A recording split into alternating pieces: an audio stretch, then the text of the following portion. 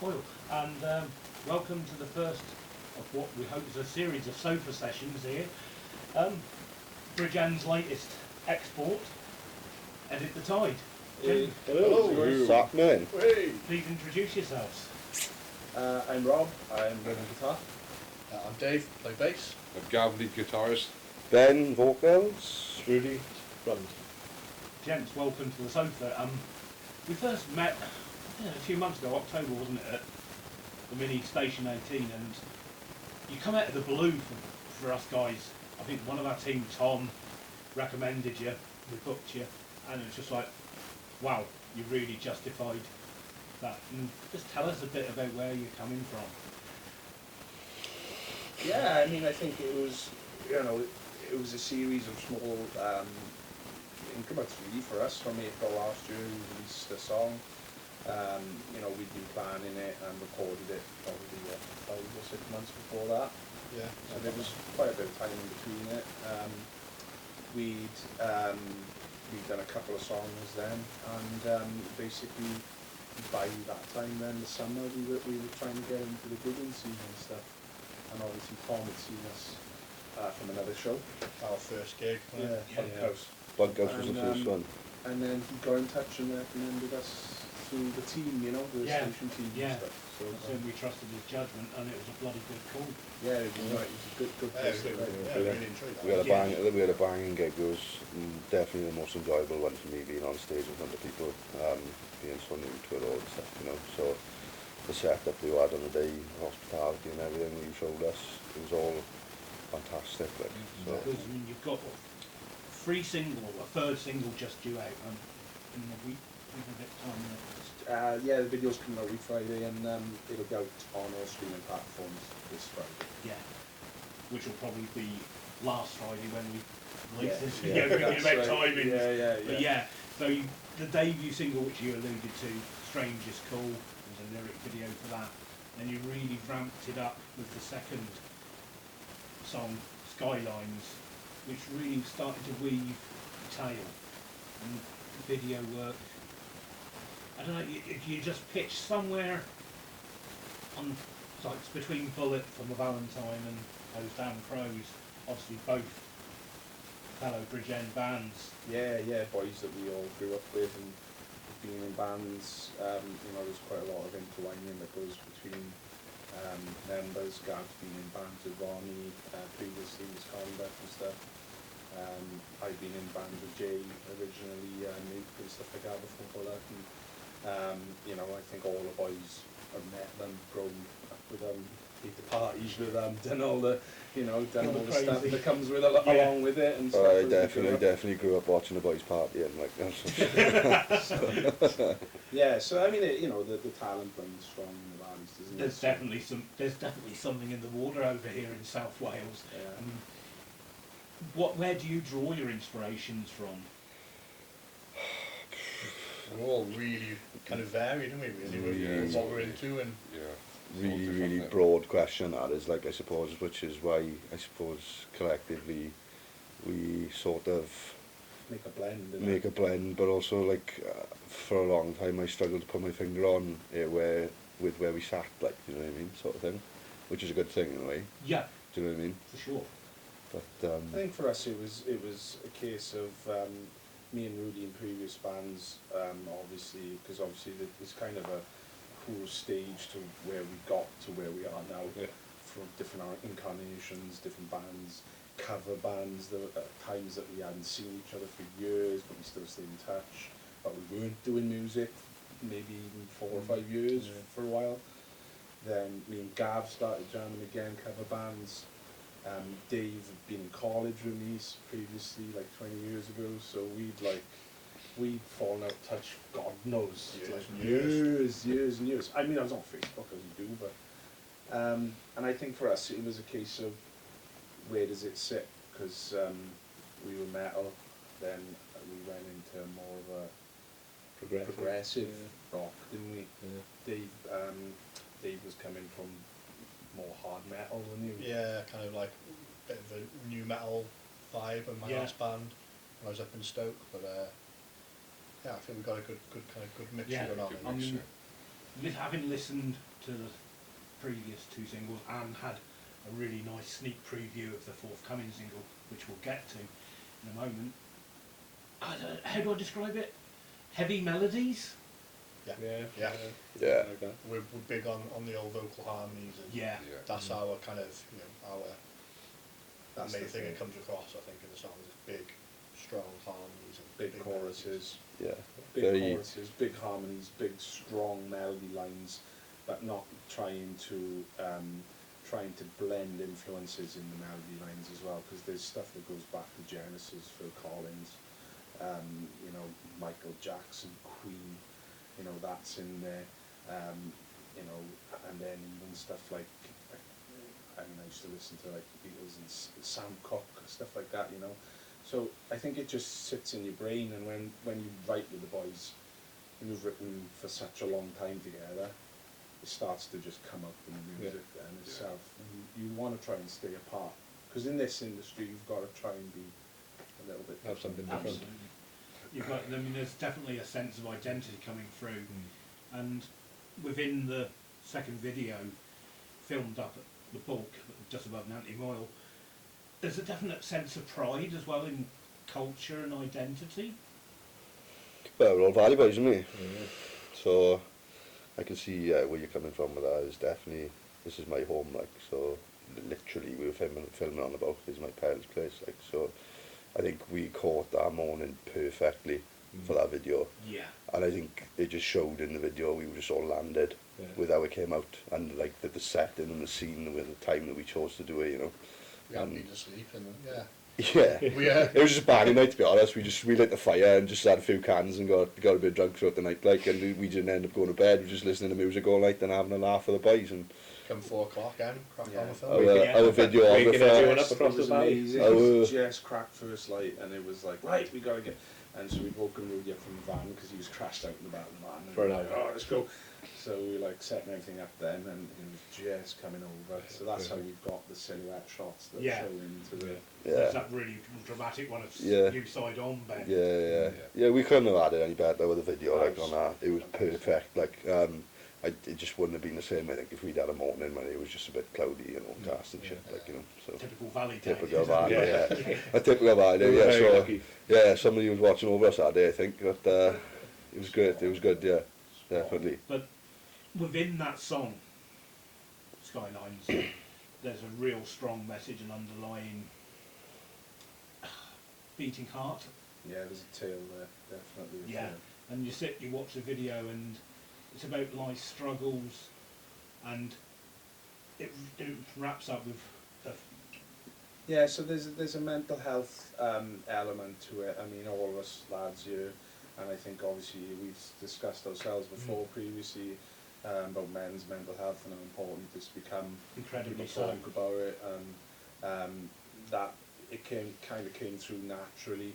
And obviously, as we'll talk about now, Ambience has formed a two-part sort of storyline with that, a prequel and a sequel. But We'll let the people work we'll out let which the one's people which. work it out. But yeah, it's a strong mental health message about things go wrong in life. I mean, particularly not just relationships, but how you deal with it and where you go with it. And obviously, Skylines shows a lot of how people use crutches and different things like that as well, then to try and support themselves and lose their temper and lose their way with family and friends. And basically, we wanted to portray that message in the song, Yeah, I mean, I definitely recommend everyone that's listening to this and watching this video interview, go away, hunt that video out. It's well worth watching and listening to. It delivers an important message, and as you say, the forthcoming single, or it might have actually been, it's been released by now, Yeah, it was Actually, released. Ambient Yeah. continues the theme, and you promote a charity as well, don't you? Yeah, so there's lads and dads who are a local charity. One of the guys who runs it, Dave Muckle, so he'll be very happy about that little shout out. Absolutely. He's a great guy, and he does a lot for things. He's just currently done a massive walk along the coast to raise money for cancer and stuff like that. He's always doing stuff. He's a great guy. So we wanted to get involved with them, didn't we? We Yeah, decided to try and sort of team up with them and you know, really promote the message through them, so they shared the video, and basically, yeah, and then Ambience then was obviously coming in as part 2, but which way is up to you? Yeah, you know, which way is up to you? I mean, and hats off to you guys. It's another soaring reflection on life. Yeah. And the videography's clever. We don't want to give away too much, but there's a real nice twist in it all. Yeah. And dare I say it, it leaves the door open for a third part. Yeah, it's an interesting theory that you put in our heads there a little bit as well, and you know, and I think it could be a possibility for later down the line, really, that it does leave the door open for maybe a follow-on story, you know, on the next sort of journey of music that we go down, obviously after all this. But at the moment it sits as a 2-part. But yeah, it definitely sort of leaves the door open, and it kind of twists in and out of itself as well. So the 2 songs together, and Dave's been putting some stuff on today about you know, just a sort of little explanation and of how it sort of works together, you know. But it's nice as well, and I always said to the boys, it's nice to have interpretation in lyrics as well, that people take their own things from the stories. That's it. Yeah. Definitely, everybody's going to look at it differently and relate to it differently, I suppose, isn't it? So. And that's the strength where the Crows, for certain, you know, obviously we draw that comparison because of the proximity in terms of geography. Yeah. There's a resonance in words. Stories and words and the way we've grown up, and you know, the similarities in South Wales, and you know, the families and stuff. And I know we were saying about you know, when some of the characters around here when we tonight now and stuff, and how it is in the valleys, but it does form a story, and you go back as far as Stereophonics of St. Gav earlier. It's like 27 years since Word Gets Around came out, you know, and you think, and now that was some storytelling of the valleys in South Wales, you know. So I think it just comes out naturally as a Welsh person, or in artists in general, but I think it's that Celtic sort of feel, isn't it?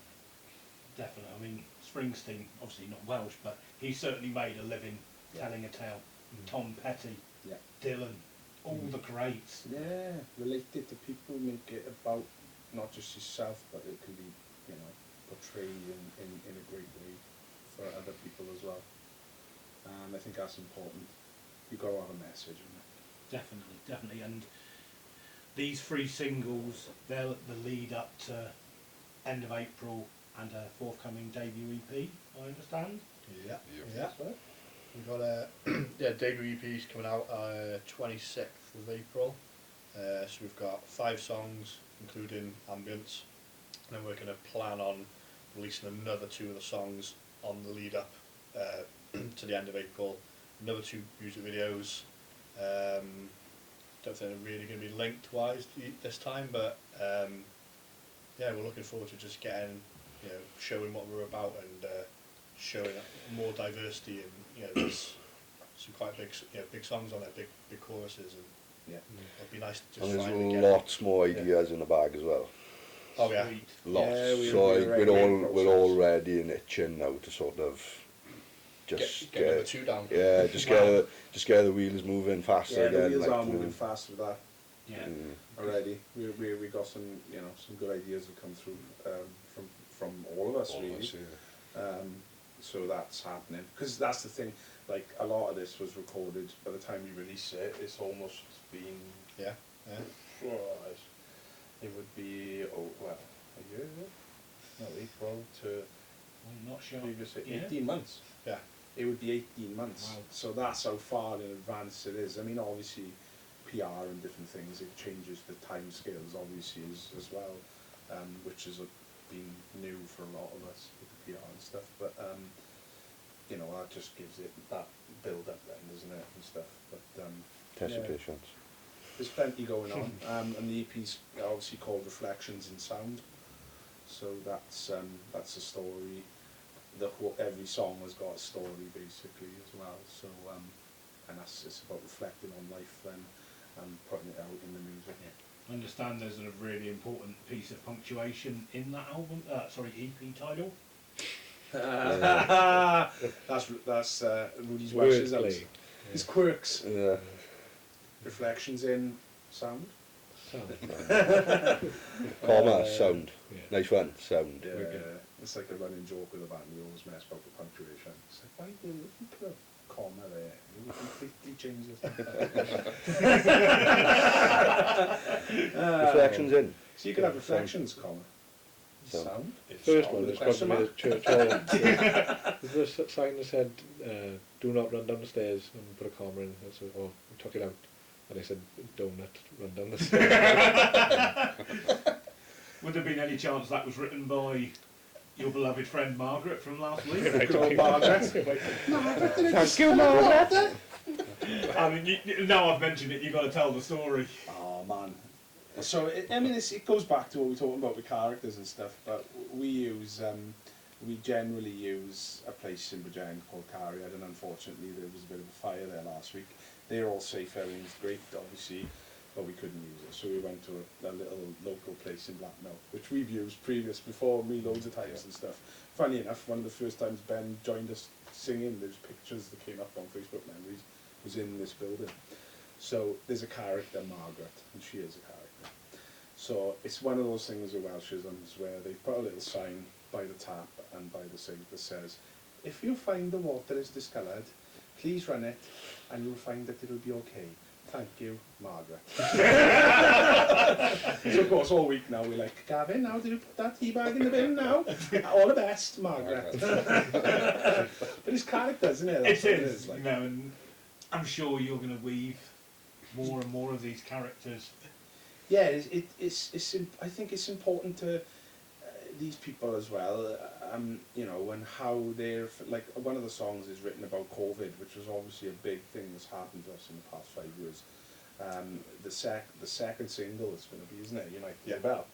Unite and Rebel, which is going to have a live video, so a live video of us playing, and that whole storyline there is based on it, and it's people like Margaret and her family, and I remember talking to her during COVID, and she was saying that her elderly mother wasn't very well during COVID, and it was all about how people were stuck in, and people like that, the characters, you know, that struggled during that period because they couldn't get out, they couldn't do the things that kept them going, you know, kept them going in their minds. So, you know, people like that are important to us because they form part of us growing up.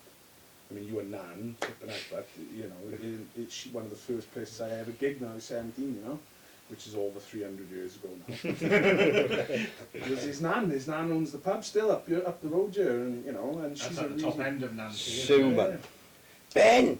Massive character, you know, and it all forms, your stories form from that.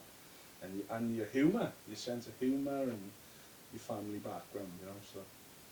Yeah, I mean, you're starting to get a bit of traction now in terms of gigs. I think you're at the Bunkhouse early February. Yeah, we've got Godsticks, 9th of February. Yeah, 9th of February at the Bunkhouse in Swansea with Godsticks. Got Fuel Club in Cardiff. That's the EP release, which is a little bit later. We've got Punk Rock Factory, we're supporting the guys in Club Ivor Bach, March the 5th. Which is a massive one. That's a big That's sold out, yeah, that's sold out. The Boyos are back. Yeah, Boys are back in town. that's going to be a great one. And we've got yourselves on Station 18 Yeah. Festival coming up. I think you're playing with Kerry, the Rock and Roll Circus, Grumpy Clown. Yeah, we're doing the 10-year anniversary. I think it's his birthday, but it's also the 10 years of since he started doing Yeah. it. That's Yeah, again, another one of the Welsh. That's up. Far in, yeah. far run, Yeah, Farron, great guys. Good to see them back as well. Cool. Yeah, they're really something quite different. Oh, man. Yeah, Awesome. and Kerry, I mean, we just, He's a great guy. yeah, I mean, 10 years doing that. One of the unsung heroes in the valleys. Absolutely. And another one of life's characters, genuine characters. Yeah, he is a character. Yeah, I saw a story about him. I think he had an operation, quite an important operation when he was quite young. So he's come through some trials and tribulations, and you know, anybody that does those sorts of things, it's like Glyn Mills, isn't it? You know, another massive character that you don't see a lot now because of his health declining, but huge part of the game from 20 years ago. And there's people like that we have to thank, really. you know. And on all the gigs in Bridgend, you know, back in the day, Oh, places like, you know, the Toll House, which ain't there anymore. Started funeral, early incantations of funeral, early ones of Bullet, when they were Jeff Bill John. He would have put them all on, you know. Everyone, He right. put Yeah. all these gigs on. And there's characters like that that kept it going, you know. Definitely. So, you know, you've obviously got these 4 or 5 dates lined up so far into the early part of the summer. Festival season, is there anything in the offing that you can... Yeah, a couple of things in the pipeline. Travelling, starting to travel, which is what we want to do. We want to get out and about into England, into Scotland. Definitely. So there's some stuff coming up later in the summer that we are just waiting on to be announced. But that will be obviously announced in good time. But there's some big ones, some big announcements to come. Yeah. That's awesome. So we look forward to the EP coming festival slots, fingers crossed, touch wood. Gentlemen, Edit the Tide, very much appreciated. Thank you Thank very you. much. Thank you. Cheers, guys. Thank you. Cheers, guys.